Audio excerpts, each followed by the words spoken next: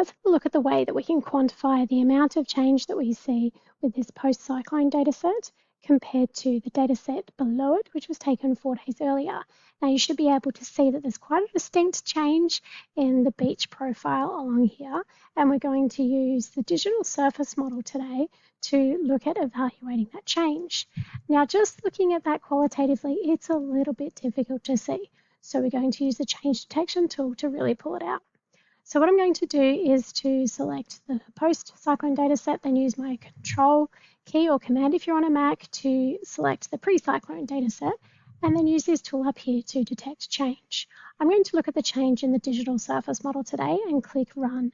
Now that'll take just a moment to go ahead and run that model, and then when it does, it'll pop up like this. Now this is a little bit difficult to see, so I'm going to use the contrast enhancement tool to really make this line along here, which is our change in elevation, pop. So I'm just going to bring this down here and bring this one up a little bit here. So we're just really starting to look for the change that we're interested in just along this beach profile here. Now what I'm going to do is to use the inspect tool to be able to look at exactly what those differences are.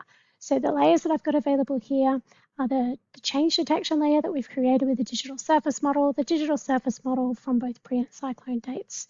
So I'm going to change this one to be all layers, so I'll be able to see the values on all of those dates there.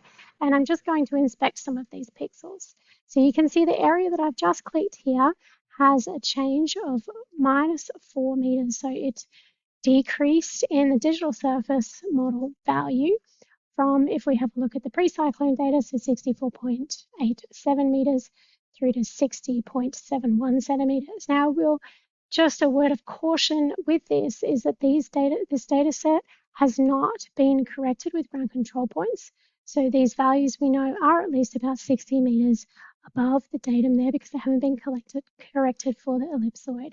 So it's really important here to just have a look and just sort of understand that these are really relative value changes, and that it's really important to make sure that you are using ground control points when you're looking to capture values of absolute change in beach erosion or deposition.